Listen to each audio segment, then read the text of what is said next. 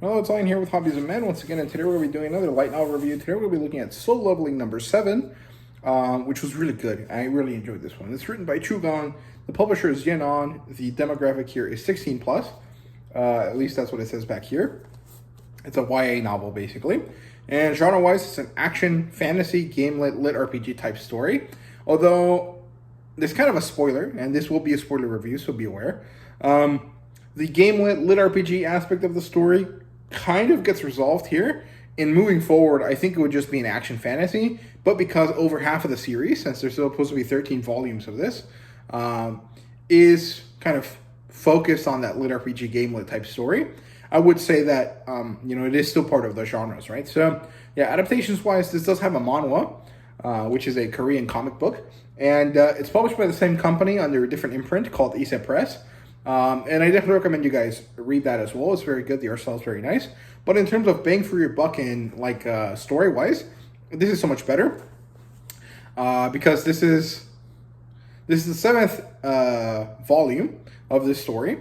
And the 6th volume of the comic book has only actually finished through the first 3 volumes of the story. So I think that one also has about 13 volumes of content in it. So there means that there's a lot of stuff caught after the 3rd part of the story, right? So I think bang for your buck, this is the best option, but if you're more of a comic book reader, you can read the comic book instead. Ratings-wise is a 5 out of 5. I really enjoyed this one. So the premise here is basically that we have to deal with the fallout of President Go's death that happened at the very end of book 6. And his death actually the confrontation that Jinwoo has with the Ice Monarch or the Frost Monarch after President Go's death actually leads into this very difficult situation that occurs in this story, which is a very large and significantly worse issue than anything that has been faced before. And mostly it is a semi-war with the monarchs that are already on Earth that we kind of get to see interact at the very end of book 6, right? So, yeah. The plotline here starts with Jin Chul-woo, who is picked to be the next president after President Go. And the reason for it, besides the fact that he's a powerful hunter at a high level A, or a high A level, is because he does have a personal relationship with Jinwoo's son, right? And basically Jinwoo is leagues above any other hunter, right? Even the national level hunters, which are basically nukes in terms of strategic value. Jinwoo is significantly stronger than the strongest one of them. And so Jin Chul's relationship with Jinwoo is a huge, very significant factor. And that's why he becomes the president, right? So he was also President Go's pupil, his star pupil. So Jin Chul was basically the only person that made sense to turn into the president, right? So he gets to be that. Then at some point, Jinwoo realizes that Beru is trying to level up. There's something about him that's changing, and it basically turns out that he manages to ascend to a certain level that is almost on par with basically a national level hunter. And national level hunter Thomas Andre shows up as well with some special weapons, which are Kamisha's Wrath. It's 2 different daggers made out of Kamisha's tooth. And he gives them to Jinwoo as a sign of peace and cooperation, and this kind of like thank you for not killing me and all of my members of my guild.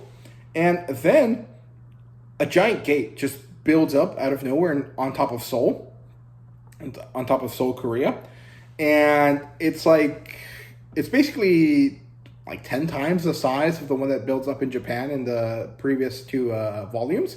So it's a very concerning thing, right?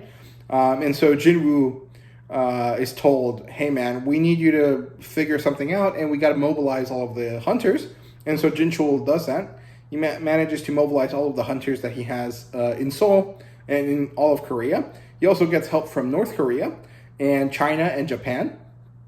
And I think a few other countries also send up some hunters, but basically that plot line kind of stops for a while, and we move on to other things. We also see that Jinwoo manages to go on a date with Hyen Cha, I think is her name, And they go on a date, and then he's like, I know we're at this amusement park, but none of this really does anything for S-rank hunters, so let's go somewhere else.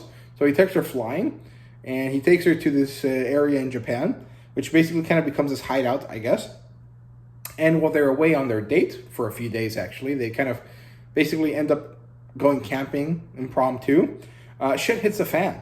And when he comes back to Japan, it turns out that the King of Beasts, the Fang Monarch, I think. Yeah, I think that's a title for him. I always get confused because most of them are like, they're like specific, situations or things, like Frost and Shadow and Plague. Like they're kind of esoteric meaning kind of things. And then Fang is literally just like a tooth, right?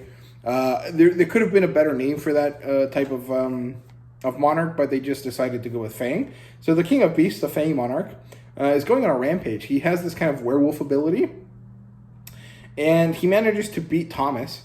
And there's this other guy called Leonard, I think, who tries to step in, but he's lower ranked than Thomas, so there's really nothing he can do.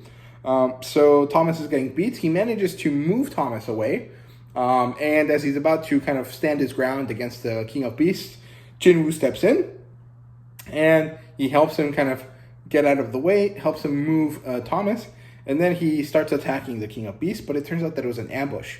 And now there's 3 monarchs attacking Jinwoo. There's the Plague Monarch, there's the Frost Monarch, who's that ancient elf guy from early on in the story, and of course the King of Beasts.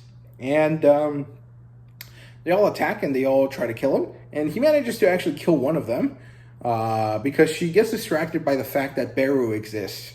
And Beru is an insect, so he technically owes allegiance to her, to the Queen of Plague, or to the King of Pestilence. I don't remember their title, but he owes allegiance to her. But because he is, a shadow soldier, he's like, nah, I don't give a shit about you. I'm all for Jinwoo, right? And so while she's distracted, Jinwoo manages to kill her. And then basically he gets ambushed by the other 2.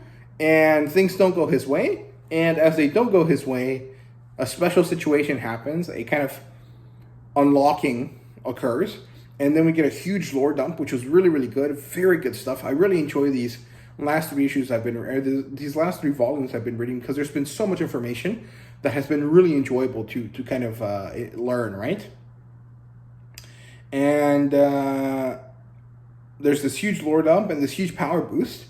And then he comes back to fight them again, and he manages to defeat them, right? But as that's happening, stuff happens elsewhere, and the Dragon King is ready to make his move. And then we deal with the situation with the giant gate over Seoul. Turns out to not be that bad, but Jinwoo eventually has to tell the rest of the world what's going on. And as he does that, people start to not believe him, because that's always what happens. And they prepare to attack a certain place. And then it turns out that it was a bait and switch. And basically Canada gets destroyed. And it's very cool. And the next big bad is the King of Dragons, the King of Wild Dragons. And the Monarch of Destruction, I think. And it's very exciting. I'm very curious to see what happens, where it goes. And there was a lot of stuff that happened in the story that was very, very good. There was a lot less fights, technically, than in the previous 2 volumes that I read. But I feel like the lore dump and the exposition that happened here was a lot more substantial than the other 2. So, it is what it is. Your mileage may vary, but for me, it worked really, really well. So, yeah, in terms of characters, it's good. We get introduced to the 3 monarchs that we kind of already knew, but now we know what they are and how they function. And we also get to see Il Huan, who is Jinwoo's father. And he makes an appearance very briefly.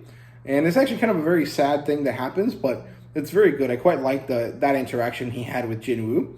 And in terms of world building, we have huge stuff. We have the monarchs and the rulers explained, and we get to learn what the Shadow Monarch is and why he's the way he is, why he's different from all the other ones. We get the background explained for them and for other things, and for a lot of the powers that Jinwoo has, and for the lit RPG game lit aspect of the story and why it unravels. And then a lot of powers that Jinwoo has get expanded and get kind of explanations to them. So overall, very good stuff, very enjoyable. I like the world building here a lot. In terms of art and fan service, obviously there is none. There's no fan service either, although there is a scene that could have led to that, but you know, the creator here doesn't really seem to care all that much about stuff like that, even though the comic book does kind of emphasize some, you know, fan servicey stuff a little bit. Trugong doesn't really seem to care about any of that stuff, and he moves on without kind of touching any of it. Like, it's not even fade to black scenes, it's just non-existent, which, you know, is good or bad. It really depends on your preference. I don't really care either way. I think it's fine. And it brings us to the rating. So like I said, it's a 5 out of 5. It was very, very good. For me, the best part was the world building, but if you're a fan of like fights and stuff like that, even though the fights here are a lot more important, I think they're a little bit less exciting than the fights we've had in the previous 2 volumes, in volume 5 and 6. So, like I said, your mileage may vary, but for me, it was very, very good. So, yeah, that's all there is for Soul Leveling number 7. I hope you guys enjoyed. If you did, please leave a like, subscribe, and comment down below. Let me know what you thought. Thank you guys very much for watching. See you guys later.